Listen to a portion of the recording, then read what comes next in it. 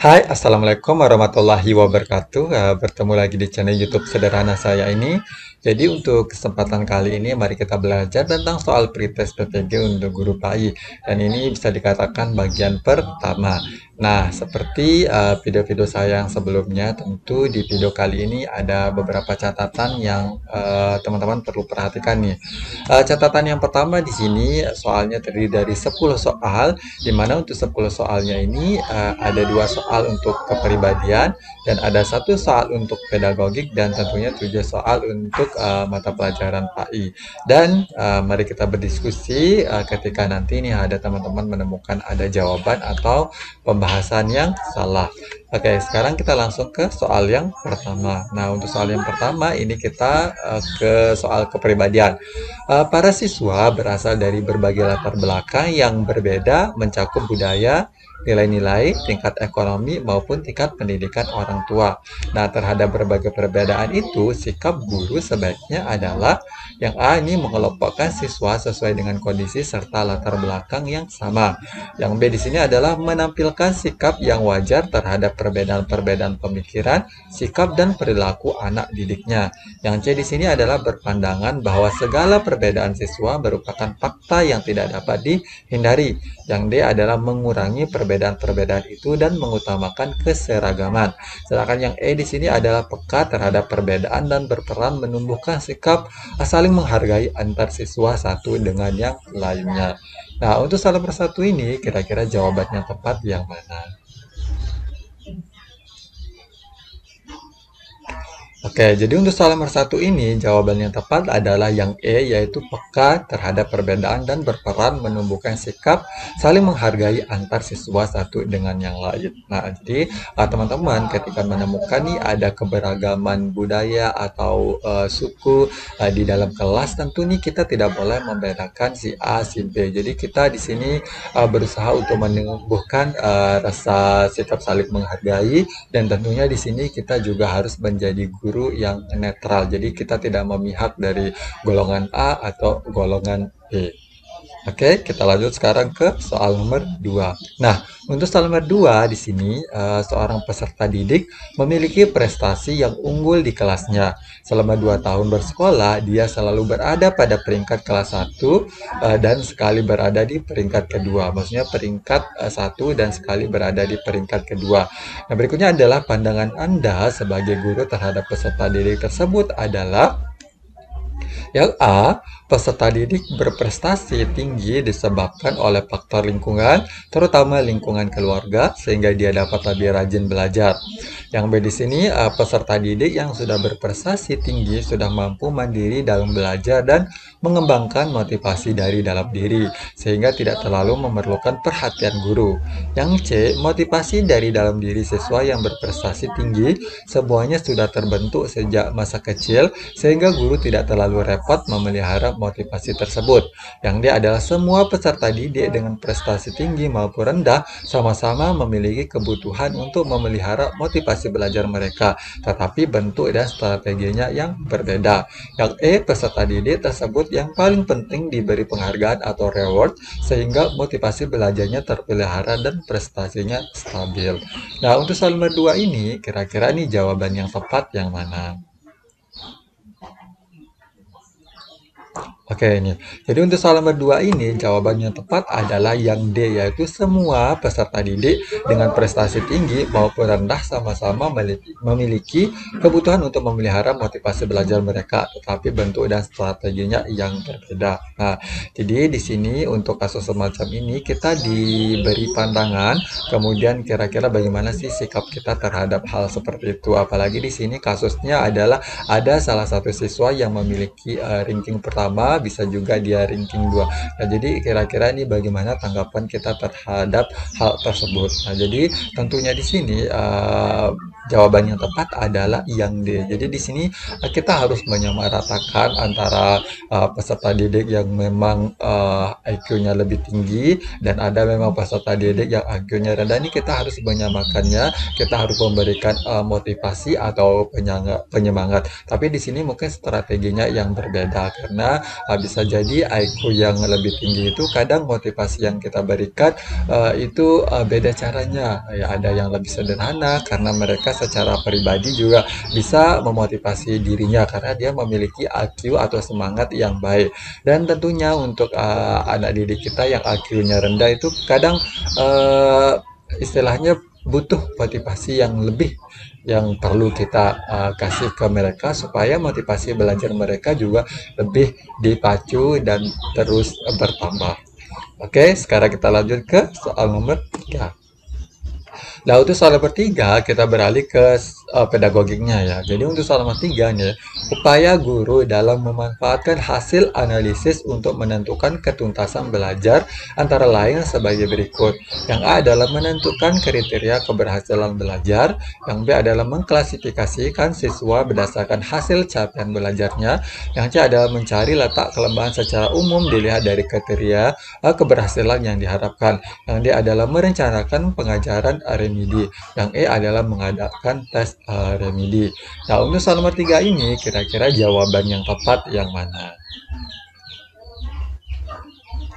Oke, jadi untuk soal nomor 3 ini, jawaban yang tepat adalah yang C, yaitu mencari letak kelemahan secara umum dilihat dari kriteria keberhasilan yang diharapkan. Oke, di sini untuk uraian singkatnya, di sini ada pertanyaan kayak gini nih. Apa manfaat dari penilaian proses belajar dan hasil belajar? Di sini ada manfaatnya. Jadi di sini untuk mengetahui kelemahan peserta didik dalam melakukan kegiatan belajar. Berikutnya di sini juga mengetahui tingkat ketercapaian siswa dalam kegiatan belajar. Berikutnya di sini sebagai sarana umpan balik bagi seorang guru yang bersumber dari siswa. Kemudian ada juga di sini adalah sebagai alat untuk mengetahui perkembangan belajar siswa. Nah, di sini untuk tambahannya adalah informasi hasil belajar dapat dimanfaatkan siswa untuk yang pertama nih, untuk mengetahui kemajuan hasil belajar diri. Yang B adalah mengetahui konsep-konsep atau teori yang belum dikuasai. Yang C adalah memotivasi diri untuk belajar lebih baik. Yang D adalah memperbaiki strategi belajar. Nah, jadi di sini untuk hasil analisis ini lebih condongnya ke hasil belajar. Misalnya nih sebulan 2 bulan kita melakukan ulangan harian atau kita mengadakan mid semester. Jadi ini perlu kita menganalisis. Nah, jadi beberapa manfaat untuk menganalisis hasil belajar itu bisa dari segi guru, juga bisa dari segi siswa. Nah, terutama di sini sebenarnya di optionnya ini tidak ada option yang memang dikatakan salah karena ini bisa kita tindak lanjutkan. Misalnya kita perhatikan optionnya A, menentukan kriteria keberhasilan belajar. Nah, ini benar juga ketika kita menganalisis pembelajaran, tentu kita bakalan tahu nih bahwa tingkat keberhasilan siswa itu seperti apa.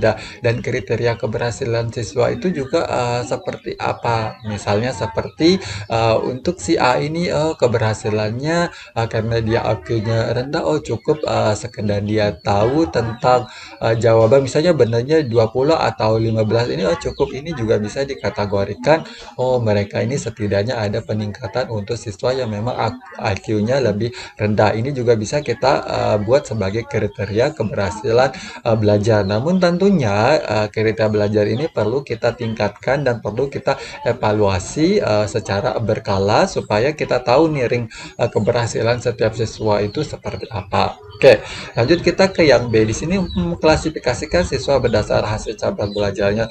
Ini juga bisa juga kita gunakan atau kita terapkan, tapi ini secara umum atau secara teori ini kita tidak diperbolehkan untuk menggolongkan siswa itu berdasarkan hal ini. Tapi kalau kita berdasarkan hasil belajar sih, secara pribadi saya rasa ini perlu ini supaya untuk mempermudah kita nih ketika kita mau menindaklanjuti kekurangan tersebut. Ketika kita mengklasifikasikannya antara kelompok A dengan kelompok B, ini kan jadi lebih enak nih kita untuk kira-kira nih mana yang perlu kita kasih pengayaan yang lebih, mana yang perlu kita kasih remedi dengan beberapa tambahan referensi yang perlu kita tambahkan.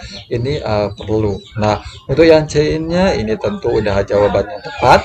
Kemudian yang D adalah merencanakan pengajaran remedi. Jadi ini juga nanti dari hasil analisis itu ketika kita menemukan ada beberapa siswa yang memang hasilnya sedikit, ya kita tindak lanjutkan untuk mereka remedi, dan mengadakan tes remedi ini juga hampir sama dia dengan D dan E. Oke, sekarang kita beralih ke soal nomor 4. Nah, untuk soal nomor 4 ini perhatikan ilustrasi berikut. Aminah dan Tiara bersahabat baik sejak lama. Mereka memiliki kepribadian dan prestasi yang berbeda. Aminah anaknya pendiam dan tenang. Sementara Tiara lebih aktif dan pemberani sehingga menjadi siswa berprestasi di tingkat provinsi. Sementara Aminah merasa tidak suka dan keberhasilan Tiara. Aminah mulai membenci Tiara dan menjauhinya. Ia berusaha mempengaruhi teman-temannya untuk menjauhi Tiara. Nah, berdasarkan ilustrasi di atas, sikap yang dilakukan Tiara berdasarkan kandungan Quran Surat Al-Imran ayat 134 adalah yakni membenci Aminah sebab mempengaruhi teman-teman dan membencinya. Yang B adalah mempengaruhi teman-teman untuk sama-sama menjauhi Aminah. Yang C adalah tetap berbuat baik kepada Aminah dan memaafkannya walaupun telah disakiti. Yang D adalah memaafkan Aminah dengan menjelaskan kesalahan yang telah dilakukannya. Oke, jadi untuk soal nomor 4 ini kira-kira jawaban yang tepat yang mana? Oke, jadi untuk soal nomor 4 ini jawaban yang tepat adalah yang C, yaitu tetap berbuat baik kepada Aminah dan memaafkannya walaupun telah disakiti. Nah, jadi untuk uraiannya langkah yang pertama kita supaya kita tahu nih ilustrasi dari soal ini, tentunya kita harus tahu nih tentang kandungan ayat dari surat Imran yaitu ayat 134. Nah, di sini untuk surat Imran ayat 134 ini menjelaskan, jadi artinya kayak gini ya, mereka adalah orang yang terus-menerus berinfak di jalan Allah, baik di waktu lapang, kemudian mempunyai kelebihan harta setelah kebutuhannya terpenuhi, maupun sempit, yaitu tidak memiliki kelebihan, dan orang-orang yang menahan amarahnya akibat faktor apapun yang memancing kemarahan dan memaafkan kesalahan orang lain. Jadi di sini tokoh Tiaranya ini kan orangnya baik, apalagi dia berprestasi. Kemudian di sini Aminah ini cemburu terhadap si Tiara ini. Kemudian dia mempengaruhi teman-teman lainnya supaya dia membenci. Jadi ketika Tiara menemukan kondisi atau menemukan temuan semacam ini, jadi poin terpentingnya adalah si Tiara ini harus menahan amarahnya supaya tidak terpancing dengan apa yang dilakukan oleh Aminah. Dan tentunya di sini sekali lagi sebagai orang yang mengimani atau menerapkan ayat 134 dari Quran Surat Al-Imran ini adalah memaafkan orang yang telah menyakiti. Oke, jadi itu ya. Oke, sekarang kita beralih ke soal nomor 5. Nah, untuk soal nomor 5, perhatikan Quran Surat Al-Furqan. Nah, jadi di sini Al-Furqannya ayat 63. Di sini wa ibadur rahman.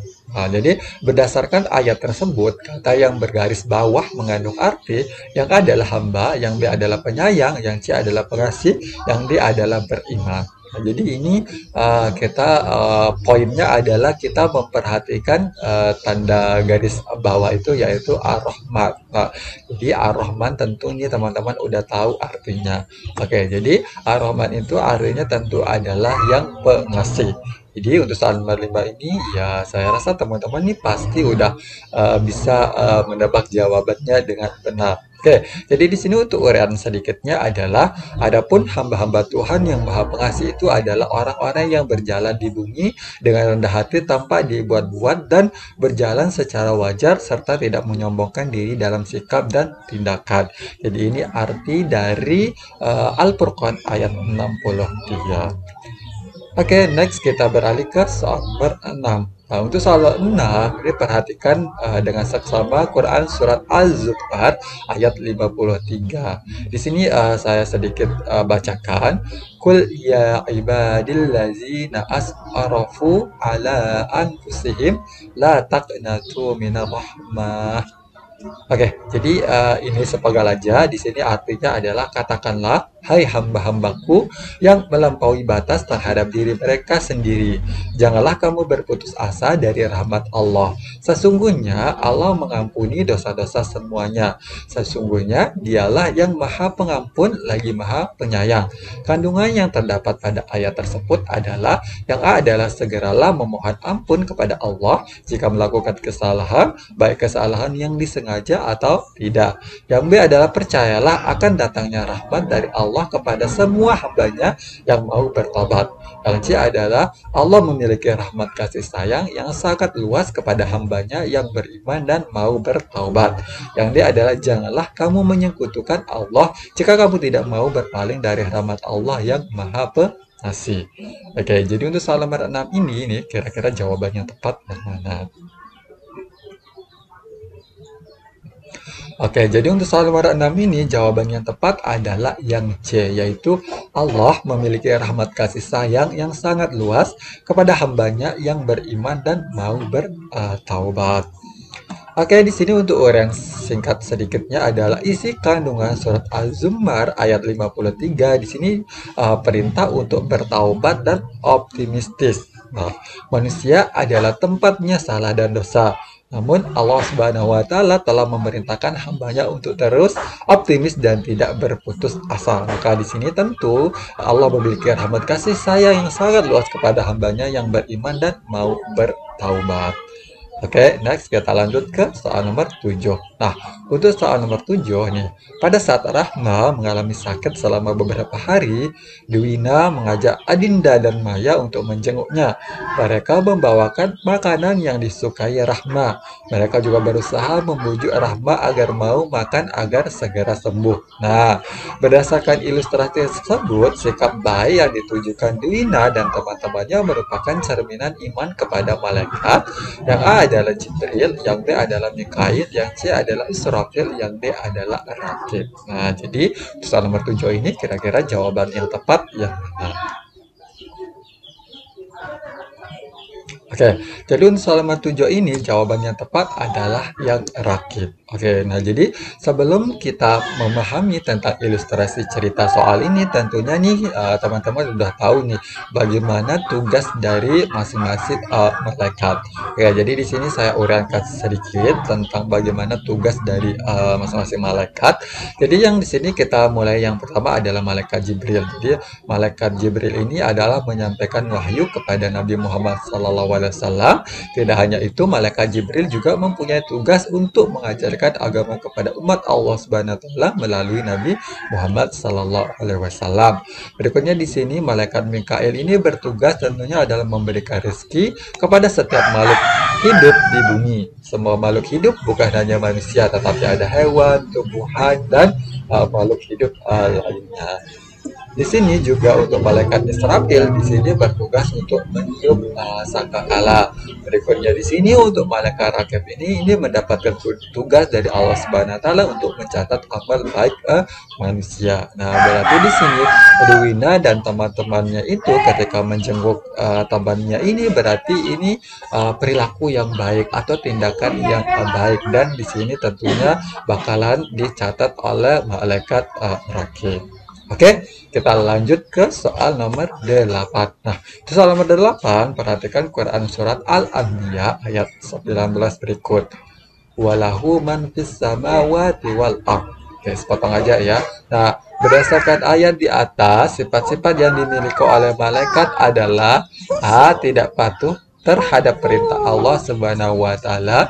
Yang B, senantiasa taat dan patuh beribadah kepada Allah Subhanahu wa taala. Yang C di sini adalah tidak angkuh dan merasa lelah dalam beribadah. Yang D adalah menjauhi perbuatan yang dilarang agama. Nah, soal nomor 8 ini kira-kira jawaban yang tepat yang mana? Oke, jadi untuk soal nomor 8 ini, jawaban yang tepat adalah yang C, yaitu tidak angkuh dan merasa lelah dalam beribadah. Nah, sekarang kita nih perlu tahu arti dari Quran Surat Al-Anbiya ayat 19. Di mana di sini artinya adalah, dan milikinya siapa yang di langit dan di bumi, dan malaikat-malaikat yang di sisinya tidak mempunyai rasa angkuh untuk menyembahnya dan tidak pula berasa letih. Di sini juga makna dalam Quran Surat Al-Anbiya ayat 19 adalah untuk mengingatkan kita akan kuasa Allah sebagai sesuatu yang mutlak. Oke, jadi di sini kalau kita petik dari arti Quran Surah Al-Anbiya ayat 19, tentu di sini kita tahu jawabannya tepat adalah yang C, yaitu tidak angkuh dan merasa lelah dalam beribadah. Oke, sekarang kita lanjut ke soal nomor 9. Nah, untuk soal nomor 9, di sini perhatikan tabel berikut tentang sifat rasul dan maknanya. Di sini sifat rasul yang pertama adalah amanah, yang kedua adalah tablik, yang ketiga adalah fatana, yang keempat adalah sidik. Nah, di sini untuk maknanya ini diterapkan di dalam kehidupan sehari-hari. Yang A, muslimah menyampaikan hasil rapat OSIS kepada teman-temannya. Yang B, Safira menyimpan baik-baik titipan Pak Taufik. Yang C adalah Fadil mengatakan sesuatu yang ia alami dengan apa adanya. Yang D, Fatma anak cerdas sehingga cepat memahami tugas diberikan oleh guru. Nah, berdasarkan tabel di atas, pasangan sifat rasul yang benar adalah yang A, 1A, 2B, 3C, dan 4D. Yang B di sini 1B, 2A, 3D, dan 4C. Yang C-nya di sini 1C, 2D, 3A, dan 4B. Yang D 1D, 2C, 3B, dan 4A. Nah, jadi di sini kita sesuaikan dengan bagaimana sifat rasul dan penerapan dalam kehidupan sehari-hari. Nah, jadi untuk nomor 9 ini kira-kira jawaban yang tepat yang mana? Oke, jadi untuk jawaban nomor 9 ini yang tepat adalah yang B, yaitu 1B, 2A, 3D, dan 4C. Nah, tentu nih sebagai guru agama, jadi teman-teman nih pasti udah tahu jawaban yang tepat. Oke, untuk sekadar mengingatkan kembali, jadi di sini perlu kita tahu sifat Rasul dan artinya. Yang pertama di sini ada sidik yang artinya adalah jujur, sedangkan amanah di sini berarti dapat dipercaya. Untuk fatona artinya adalah cerdas, kemudian yang tablik di sini maknanya adalah menyampaikan. Nah, jadi ini untuk soal nomor 9. Oke, next kita ke soal nomor 10 atau yang terakhir. Nah, untuk nomor 10 ini perhatikan pernyataan berikut. Yang pertama, Nadira terlahir sebagai wanita yang cantik. Yang kedua adalah Miranti terlahir dengan mata sipit. Yang ketiga adalah Fadila terpilih menjadi ketua OSIS di SMP. Yang keempat, Adinda mengalami flu berat tetapi ia segera ke dokter agar mendapatkan obat. Nah, berdasarkan pernyataan di atas yang termasuk takdir mubran ditunjukkan pada nomor yang A1 dan 2, yang B1 dan 3, yang C2 dan 3, yang D2 dan 4. Nah, untuk soal nomor 10 ini kira-kira jawaban yang tepat yang mana? Oke, jadi untuk soal nomor 10 ini jawaban yang tepat adalah yang A, yaitu 1, 2, dan 1 dan 2. 1 itu adalah Nadira terlahir sebagai wanita yang cantik, yang kedua adalah Miranti terlahir dengan mata sipit. Nah, jadi ketika kita mau mencari jawaban yang tepat, tentu nih kita harus tahu nih paham tentang arti dari takdir mubran. Di sini artinya di sini untuk takdir mubran itu pengertian dari takdir mubran adalah ketetapan mutlak dari Allah Subhanahu wa taala yang pasti berlaku dan manusia tidak diberi peran untuk mewujudkannya. Dalam artian takdir yang terjadi pada diri manusia tanpa bisa ditawari lagi. Jadi ini takdir yang mutlak yang ada pada diri kita sendiri ya. Berikutnya di sini kita misalkannya nih takdir soal kelahiran seseorang ini udah ditentukan hari dan waktunya, kemudian kematian manusia juga udah ditentukan, jodoh hingga hari kiamat. Nah, di samping itu, contoh takdir mubram mencakup segala musibah dan bencana yang terjadi di muka bumi ini. Jadi ini tidak boleh kita tawar menawar. Jadi ini benar-benar mutlak ya. Oke, terima kasih untuk teman-teman yang menonton video kali ini. Ini video permulaan karena di video untuk tahun 2019 yang saya buat ternyata ada beberapa berminat dan ada beberapa komentar.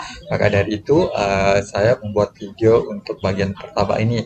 Nah, jika teman-teman suka, silakan beri saran. Ketika ada hal yang tidak disuka, silakan beri kritik dan berkomentar. Oke, akhirnya terima kasih sekali lagi sudah menonton video ini. Kurang lebihnya mohon dimaafkan. Wabillahi taufiq wal hidayah. Wassalamualaikum warahmatullahi wabarakatuh. Bye bye.